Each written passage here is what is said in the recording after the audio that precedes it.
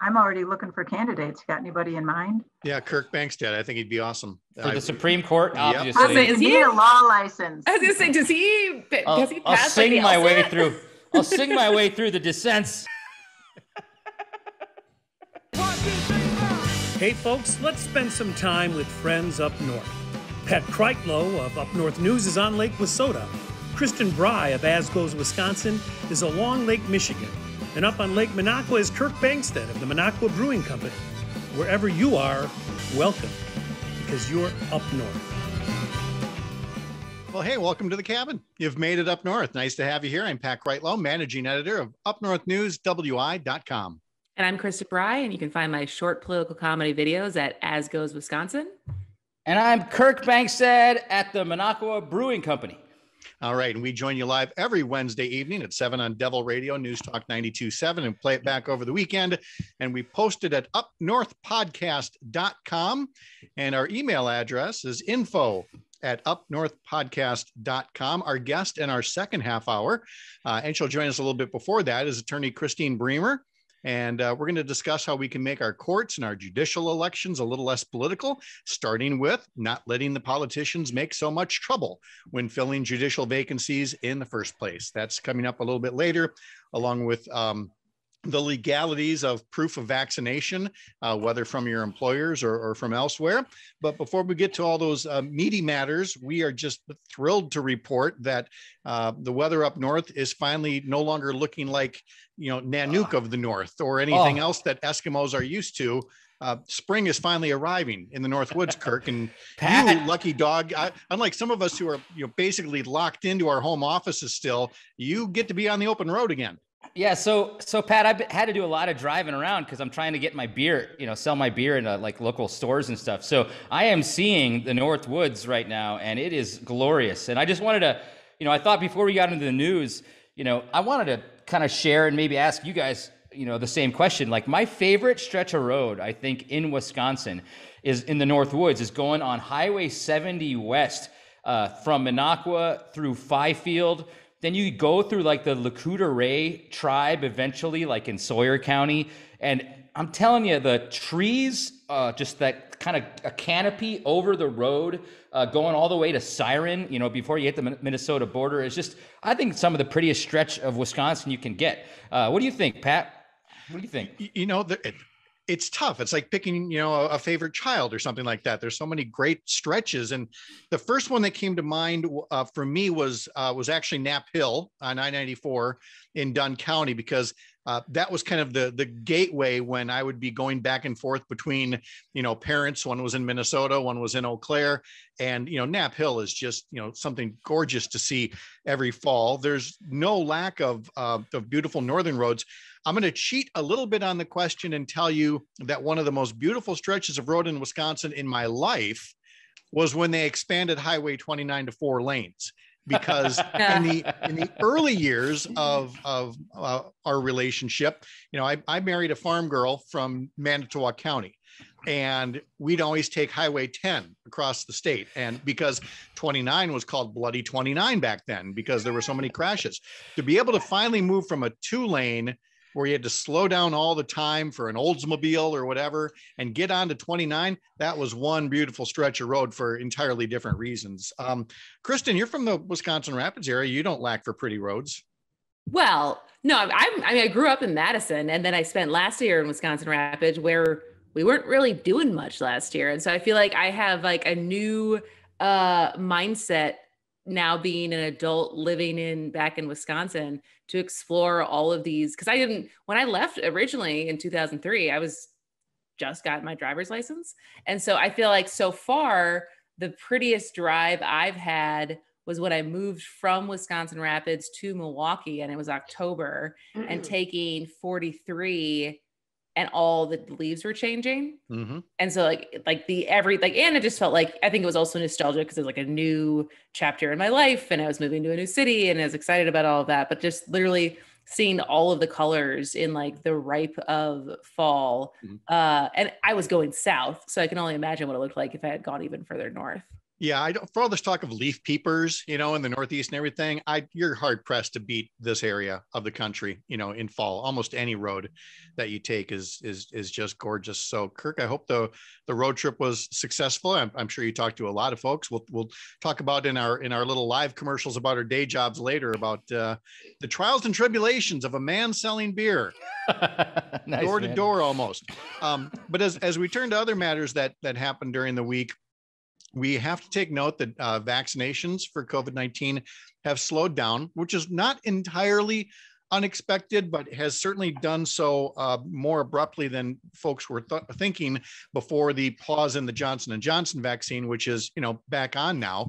But our Jonathan Sadowski for Up North News, WI.com, covered a Wisconsin Health News webinar where health experts, talked about the need to have people, feel better about, especially getting that second dose, Kristin, because you were noticing that, a lot of people are trying to stop up and get that message out to get that second dose.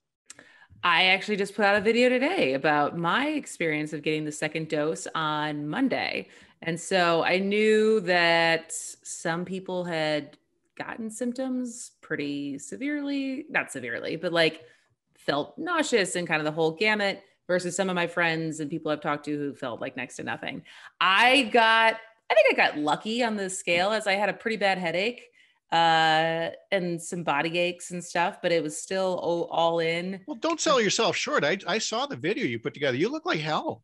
And and yet you were able to pull it together, to get some work done on our behalf to make some other Up North News products. But your message at the end was perfectly apt about hangovers.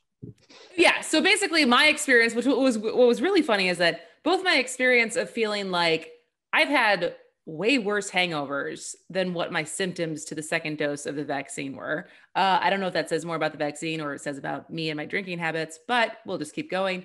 But also the thing that was even funnier was the fact that I had tweeted out asking people, do you take Tylenol? Do you not take Tylenol? And I got a ton of responses. And so many of the responses of what you should do reminded me of how you cure a hangover. It was like, oh, eat pho, drink Pedialyte, like all of these things that are just like the answer to everything. I saw that water bottle. Well, water bottle is maybe the wrong word. That water tower that you guzzler. Yeah, is that normal for you? Or I don't know. No, that's a Debbie Bry purchase. It's like, I think it's like 64 ounces. And it's a beast. Kirk, but you know that you've drank enough water if you finish it. Kirk, I can't remember. You got your shots, and I don't recall you saying it was my armpits hurt. That's the only thing. That's why we didn't. You're the only person I've heard with that complaint. Now my armpits hurt. I was like, I had mono back in college, and I felt like the same, like my lymph nodes were like expanding or something. I didn't like it very much, but what's the hashtag? Like, it's worth it. I think it's hashtag it's worth it. Whether, and not just from catching, COVID and dying, which is, reason enough, but catching COVID and feeling as miserable as people feel, or having the long haul symptoms that are still going on for folks, or giving it to somebody else who isn't as healthy as you and dying. So yeah, you get that. Didn't you say, Kristin, the Milwaukee Bucks were kind of doing their part too to help out? So yes, the Milwaukee Bucks announced, I think yesterday, I think their official statement was the Milwaukee Bucks and the Milwaukee Health Department have partnered to bring a mobile vaccination site to the Fiserv Forum on Sunday, May 2nd, where any eligible fan attending the Bucks game can receive their first dose of the Pfizer COVID-19 vaccine. And my immediate reaction is, well, what if you're an eligible non-fan? Like, what if you just roll in with like a LeBron jersey? Nice trouble you're making. Are they gonna be like, sorry, fans only? I'm sorry, what's that Timberwolves jersey? Get that out of here. You don't, no shot for you. Not for you. Sorry, you gotta be works that way. I think eligible non-fans would have been welcome too, but I mean, that would be dirty to roll up in a jersey if you're getting a free vaccine at the Bucks Stadium. That'd be dirty. So here's where you go with that is you get the mascots involved. You get the Chicago Bull, mascot to show up, and you see if Bango will let him in and still give him a shot for, I would say you'd give him that first, and then you give him the boot, and say, get out of here.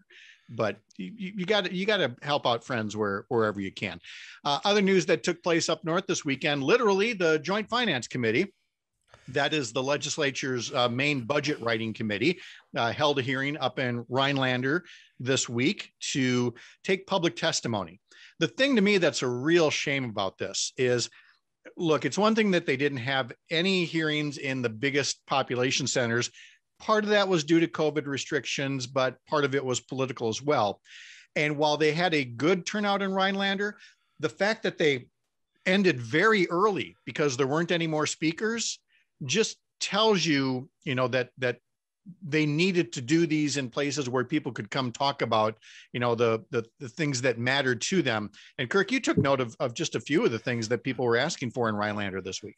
Yeah, I mean, I live up there, so I asked some of my friends, to go and give me the feedback. So, ultimately, they talked about things like PFAS, which is a real big problem up in Rhinelander and in other places in Wisconsin. They talked about, basically, in general, I'm not going to go through the litany. It was, from what I heard, it was kind of like lots of folks, like schools, mayors, folks who care about clean water, said we need state funds to help us out, and a lot of and then there was and that the unfortunate part is like a lot of these folks on the committee were on their phones. They left. They went behind a curtain just to chill out. And so, from one of my friends who was at the hearing, he's like, it was like the plebeians or the peasants like begging for money from like the royalty who was like not really caring. And he's like, this doesn't seem like democracy to me. It can really feel that way as somebody who has sat through these, not as a joint finance committee member, but,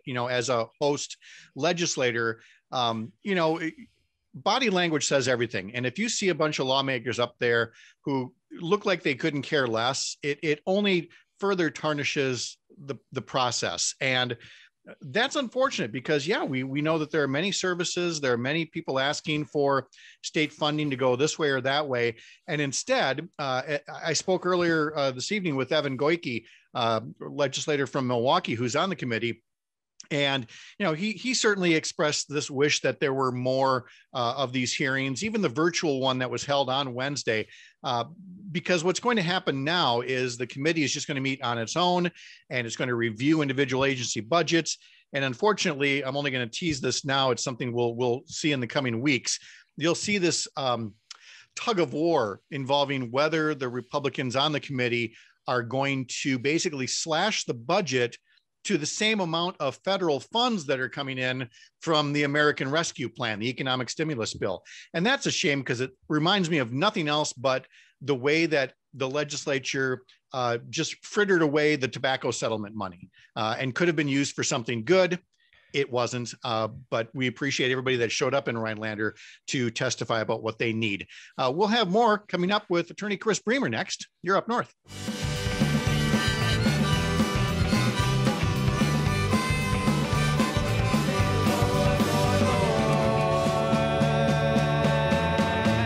Let me die. The Up North podcast is a group endeavor of the individuals who are yapping at you right now, and that's our cue to talk about our day jobs.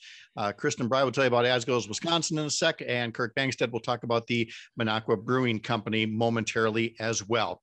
I'm Pat Kreitlow. I'm the managing editor of an entirely separate entity from this podcast, coincidentally and very conveniently called Up North News. We're a no-nonsense digital newsroom that tells you all about how today's headlines impact Wisconsin families and the things we value about living up here. Up North News explains in plain English how people in Madison and Washington are making decisions that help or hurt our hometowns, what's working and what's not, who's working and who's not.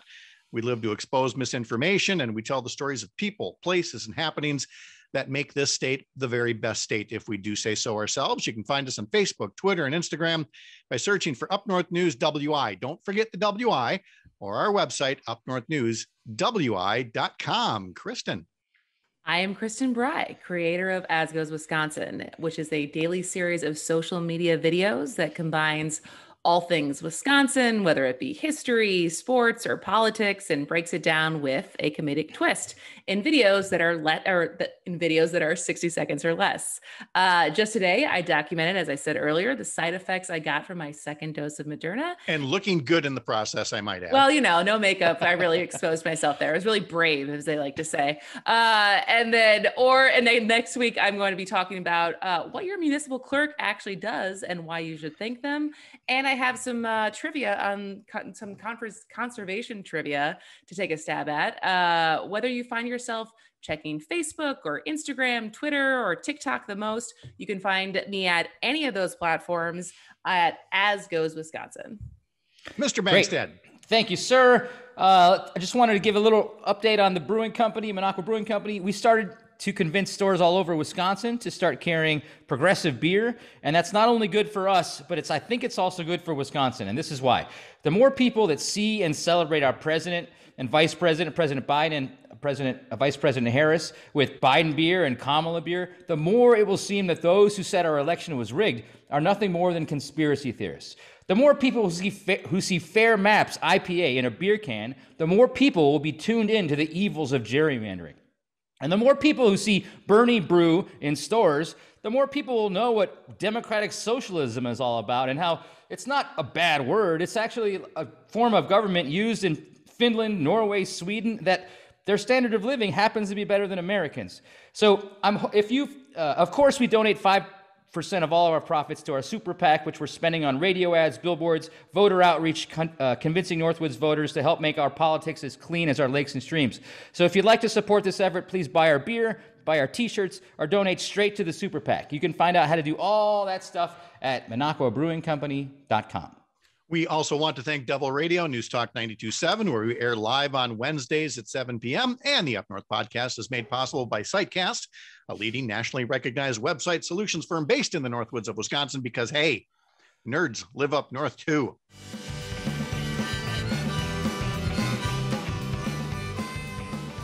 Welcome back to the Up North podcast. I'm Pat Kreitlow, along with Christine Bremer and Kirk Bangstead. And it's time to talk about what life is going to look like when the coronavirus pandemic eventually fades and life returns to something that is almost normal again. So I'm going to hit a button, open up a camera over here, and let's see if we can bring in our guest, attorney Chris Bremer, who's joining us by Zoom here. There she is now, looking for all intents and purposes like she's in Merrill, not on Lac de Flambeau. But Chris, nice to have you here. Thank you for being part of the Up North podcast. Thank you for having me. I love it.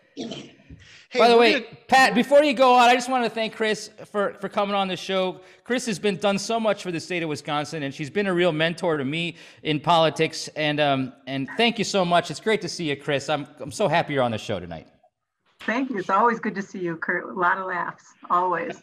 And Kristin, I'm so impressed with As Goes Wisconsin. It's just an amazing thing. And, thank you.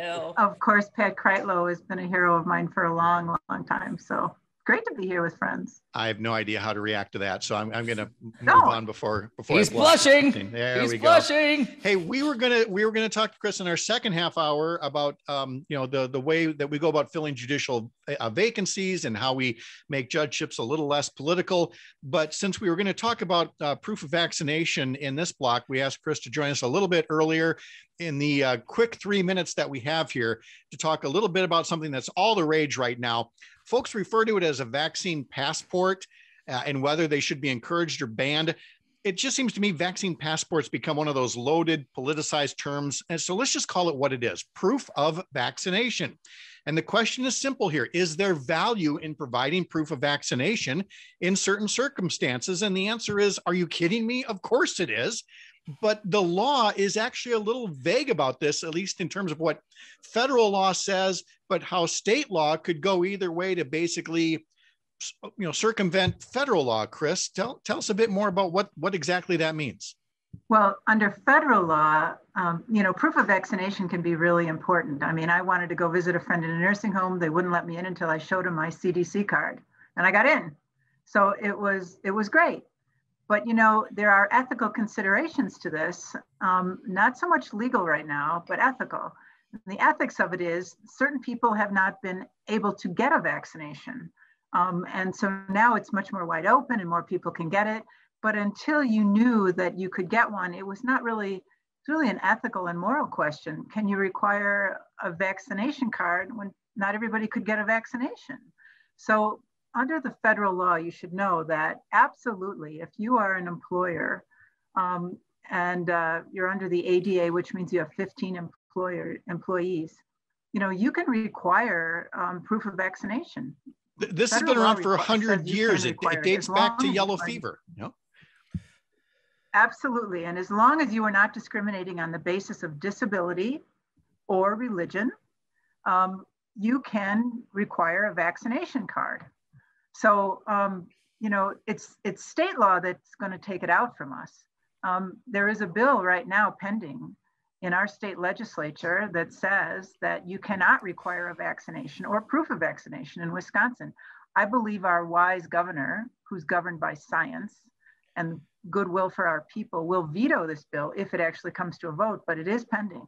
Yeah, it is. And it seems like the pro-virus crowd, because I don't know how else to set this up, is looking to set up some more super spreader events because there have been so many of them. And so to remove that possibility, especially when that vaccine is now fairly available, there's now greater demand than supply, tells me that we've got to work on that end of things. And we're going to talk more about it right after this break and then talk about judicial vacancies as well. Thanks for being here at the cabin. You are up north. We'll be right back.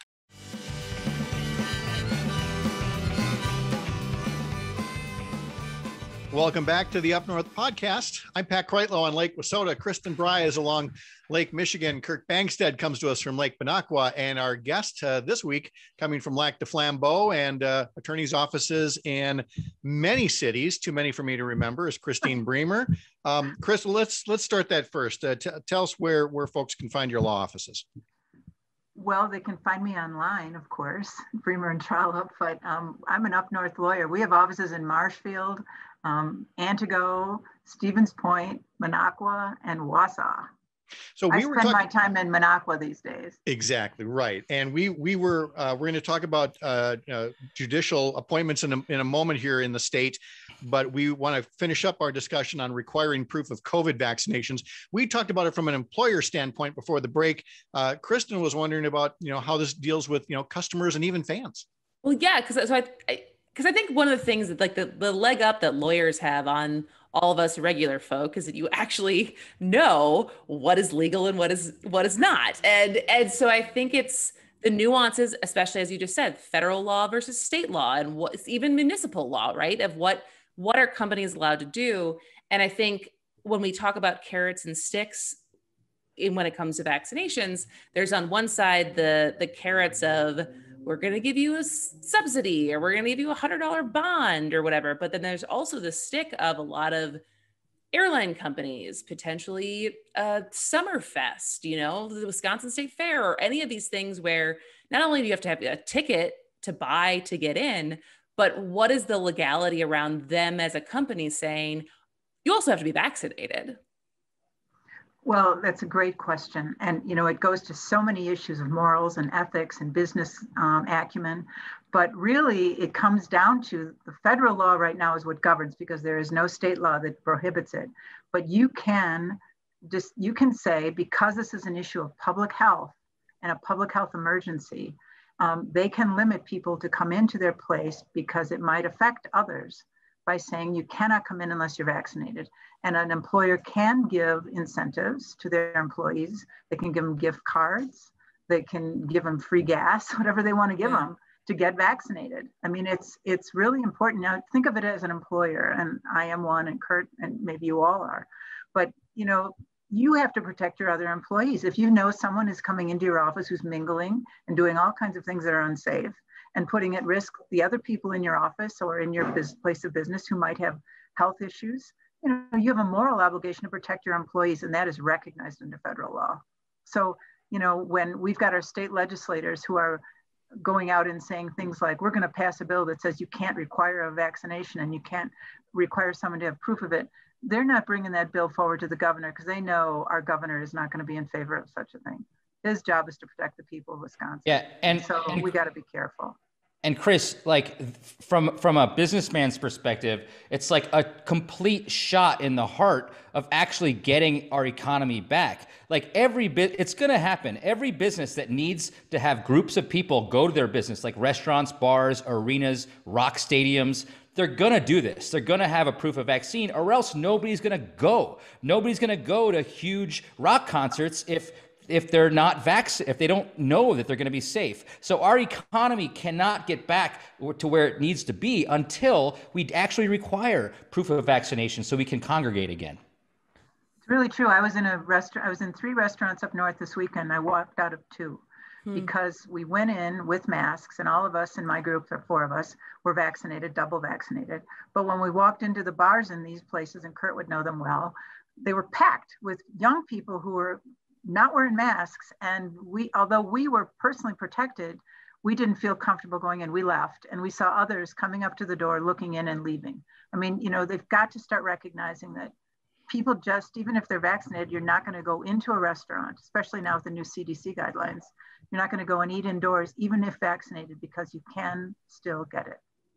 Chris, let's turn to the Judicial Selection Advisory Committee that you're a part of, and why we have one of those things. Is it something that's always been around? Was it around during the Walker administration, or is this more something from the Evers administration? What's the point of it, and what is it that you hope to accomplish by having this group that helps vet judicial candidates? Well, that's a great question, Pat, and I'm so proud to be on the committee and be the co-chair of it for Governor Evers. I served on the same committee for Governor Doyle, and I also served on the Federal Nominating Committee. So I've been very lucky to have this kind of great service under my wing. And so when Governor Doyle, or Governor Evers rather, was elected, I asked if there was some way I could help, and I volunteered to be on this committee. And the committee is called the Judicial Selection Advisory Committee, because our role is to advise the governor and help the governor when he is fulfilling his constitutional duty to fill judicial vacancies. So for instance, if a person who is a judge decides to retire, there's a vacancy. It's going to be open until the next seat. We can't have a judicial vacancy because we have too much work in our judiciary. So the governor is obligated by law to fulfill those vacancies. As Governor Doyle did and Governor Walker did, Governor put forward a committee of individuals to come forward with advice to him as to who he should pick. And the beauty of what Governor Doyle, or what Governor Evers has done, is he has picked lawyers from all over the state of Wisconsin. And so there are trial lawyers, great trial lawyers, some of the best in the state. 15 lawyers are on our committee. And what we do is we know the communities from which we come. The governor might have a vacancy in Fond du Lac or Outagamie or up north. And what we do is we put out a call for applications.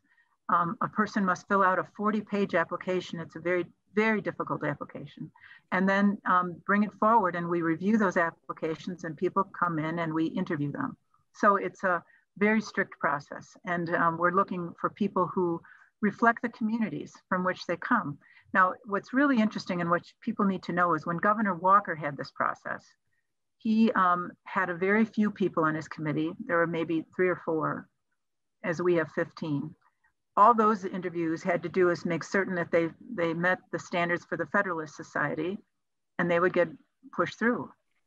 And for folks who aren't familiar with the Federalist Society, let's just say that it would be right up there with just plucking a Fox News anchor out and putting them on the bench. Exactly. It had to have a certain mindset about what the government should do and shouldn't do. Small government, and so what we do isn't anything like that. What we do is we look at their whole person, their background, their family, every job they've ever had, every person, every office they've ever held, everything that they've been involved in their communities. They have to give us writing samples. They have to give us letters from individuals who support them and references. It's a very time-consuming process. Since I've been on this committee, we've interviewed over 150 people, and the governor has filled 32 vacancies, which is a huge amount in 3 years. It's 2.5 years, really. Governor Governor Walker in his whole term filled 72. And of those, they were 2 African Americans, and they were all mostly white males. He had 15 white females.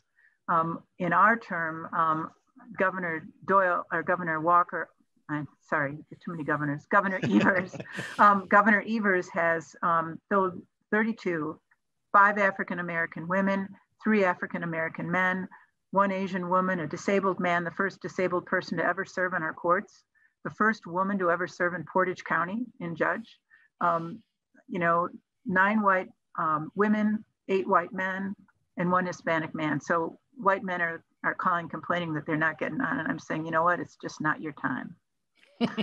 Oh God! To tell me nobody's actually whining as like as that. you say to the 2 white men that I host this with. Here's what whining. Hey, They're whining. it's not our time either. That's why we're podcasting and not the diversity bigger of this. It does speak to another matter, though, Chris, and that is, and it's not entirely unrelated to the topic at hand here, but when you talk about the comparison between the judges that Governor Evers has appointed versus Governor Walker, I immediately think of the power of the pardon, and that Governor Evers has pardoned dozens and dozens of people. Governor Walker, who loved to wear his Christianity on his sleeve, didn't pardon a single one. So much for the power of forgiveness. And if you read the stories of these people who Governor Evers has pardoned, you see that these are people who have paid their debt to society, but without that pardon, they can't go get, say, a professional license to further their career and such. So, Chris, while again, there's a little bit of apples and oranges here, I would like to assume that the diversity and the qualifications you're talking about in judgeships may lead down the road to fewer people needing to be pardoned, because you might address some of the systemic racism that's been a part of America's judicial system for its history. That's an excellent point, Pat. One thing people don't realize, that mass incarceration of African American men, in terms of statistics, Wisconsin is number one in the country. We have more African American men incarcerated in Wisconsin than anywhere else. Now think of that. So Governor Evers wants diversity so that the judges look like the community from which they come, and that the people that stand in front of them are people that they can relate to. And this is a huge sea change. And these people that we're appointing are brilliant lawyers. We're getting forward people who would have applied with Governor Walker because they wouldn't have a chance. But when you get a man who's disabled, you get an Asian woman from Fond du Lac, you get people from all over our state that are coming forward, just brilliant lawyers. We are so honored to bring them forward to the governor, and he has been delighted with the selection so far. Yeah, I don't even have a question to follow up on that, but I think just to comment on what you said, I think there's so much of empathy and understanding of the circumstances that people come from when giving out sentencing. And I forgot, I'm going to screw up the statistic, but it was earlier this year. It was like January this year, where the Wisconsin Supreme Court tried to hide the study that was come out of, for the same crimes, the amount of Black Wisconsinites who were sentenced more harshly than white Wisconsinites for the exact same crime. And there is multiple psychological studies as far as our ability to empathize with people who look like us, and our inability to do it as well with people who don't look like us. And I think that is so not understood of why diversity matters. And this is why you can't be quote unquote colorblind. And that's not the fix to racism, because you actually have to understand people's circumstances and their experience from where they come from to give full context to their crime, to their life path, etc. And if it's everyone who's making the decisions is white, they're not going to have a lot of understanding for people who haven't had the same experience as them. So that's not a question. That's just well put. No, it's actually well put. And that's been some of the comments from the judges whom we have appointed, that they know. We appointed one woman who is an immigrant from Central America. And she said, when little Hispanic children even come into her courtroom, that have issues to be determined and they see a woman that looks like them, how much more confidence they have in the system. And so it's an amazing feeling. Well, it just gets a system that works. And again, yes, it opens up the whole political showboating that, we have lived through about how, well, there they go, opening up the doors and letting all the, it's the Willie Horton ad all over again. Well, look, that's always going to be with us because ugly politics is going to be with us. That doesn't take away the need to do the right thing. And then to point out that people do serve the penalties when they commit crimes but if you work with restorative justice and a balanced judicial system, then you get justice for all, which is how it's supposed to work. Chris Bremer, so good to talk to you. Thanks for being a guest here. Hope you'll join us again real soon. Thank you so much. Take care. Hey, it's our pleasure. And next time, actually, when we get to the point of doing live shows all together, we're volunteering your place. So yes, let's do the show. Wait, which lake is that on? Which lake will we have to be on? Defense Lake. We're gonna. All right. Let's do it in the sauna.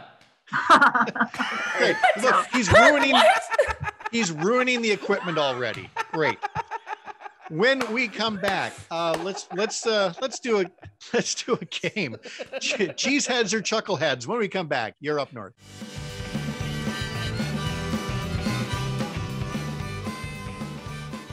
Welcome back to the Up North podcast. I'm Kirk Bankstead, and along with me are Pat Kreitlow and Christine Bremer.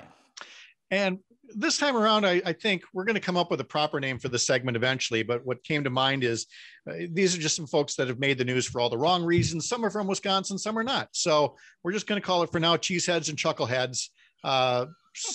One, both, all of the above, or none of the above. We're going to start with legislation that your Wisconsin lawmakers are taking up, not pandemic safeguards, not vaccine passports, not even the state budget quite yet, but the Star-Spangled Banner Act.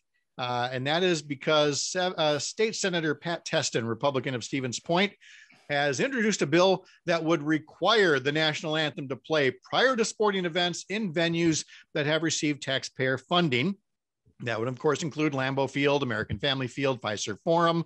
Testin said, here, I feel like we should have, I didn't have the music ready in the background. Oh, that would have been good. It's hearing the Star-Spangled Banner at a sporting event. You know whose voice this should be in? Sam the Eagle from The Muppet Show. Hearing the Star-Spangled Banner at a sporting event reminds us that despite our differences, we have something in common. We are Americans. This tradition traces its roots back more than a century, even predating the song's adoption as the national anthem, even predating professional sports with crowds in arenas. It's a practice that unites us. Sure, ask Colin Kaepernick how well that worked out for him. This is what we're working on in Madison right now. You have to play a song because it makes, But again, is this just a bill with no problem? I feel like all of the sporting events that this would apply to, they already do play the national anthem. I rank it up there. Remember this was decades ago when they talked about prayer in schools and outlawing prayer in schools. Nobody outlawed prayer. You can say a prayer anytime you want when that pop quiz is handed out. And if somebody wants to sing the Star-Spangled Banner, they can stand up and do it all they want. But again, the folks that don't like government intrusion are suddenly really good with government intrusion when it comes to telling you what kind of music you have to play in your PA system. Isn't this all about didn't the Dallas Mavericks, like Mark Cuban, decide that they weren't going to play the national anthem before? Yeah, that's where it came Mavericks from, was Mark game. Cuban saying, look, let's not. And so because for a lot of professional black players, it's like now become such a distracting thing, because yes, they should kneel, they should, join hands, but it's distracting for professional sports to even have this thing. And so the Mavericks were like, you know what, we're just not going to have this national anthem before. And that'll kind of get rid of this back and forth. It just kind of puts it under the table.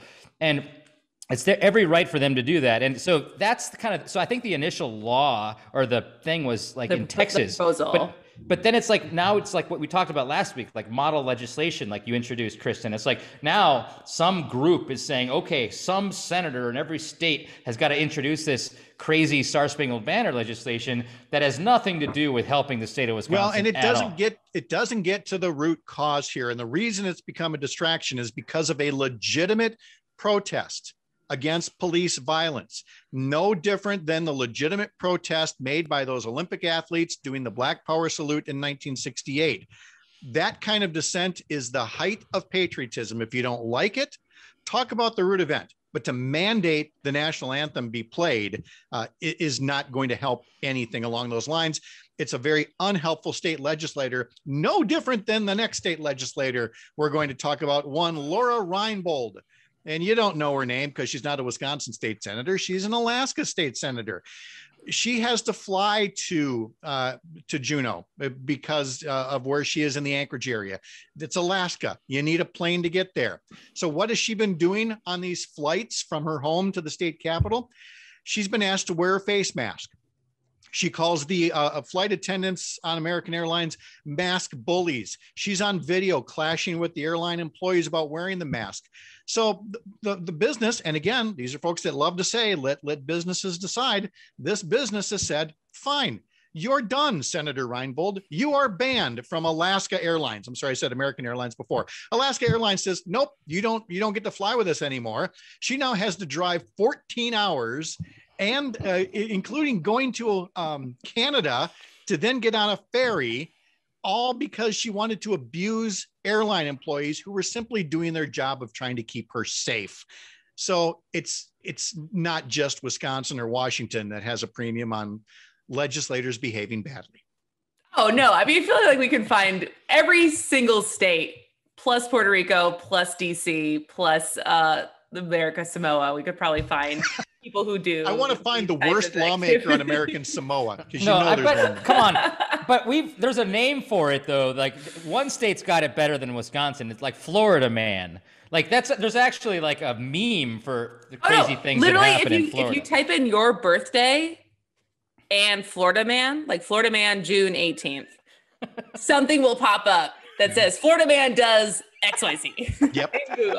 I did that once. I can't remember what it came up with, but it was just too embarrassing for me to even share, because that's what they do. But you can't talk about the Florida man of Wisconsin politics without talking about Glenn Grothman. And yes, we've already brought up how he made racially insensitive remarks and had to respond to them while wearing a funny little St. Patrick's Day hat. Now he's taken it a step further and was criticizing rapper Cardi B for her recent performance. Kristin, I can't. No, it wasn't that. It said he, on the floor of Congress, he said that constituents were calling his office complaining about Cardi B's performance. Of course they were. At the Grammys. And I just want to see the receipts. Like, I'm just looking for the receipts of who in their right mind, the first thing they think of when they see an offensive, like how many, like everyone was up in arms after J-Lo and Shakira, like shook it a little too hard at the Super Bowl last year and were very upset about it. Like, you really think their first thought was like, I'm going to call my congressman. I'm going to call Glenn Grothman. What? No one's calling Glenn Grothman to complain about Cardi B. He just somehow thought that was an appropriate thing to bring up. I like this, Congressman. The challenge is down. Kristin has put the challenge down, and we want to see the receipts. Who's been calling up to complain about Cardi B to you? And with that, and again, Grothman said that her performance was inconsistent with basic decency. I got some words for the congressman about what's inconsistent with basic decency, but we don't have time to talk about insurrections right now. Our email, info@upnorthpodcast.com. Thanks for joining us at the cabin. For Kristin, Brian, Kirk, Bangstead, I'm Pat Kreitlow.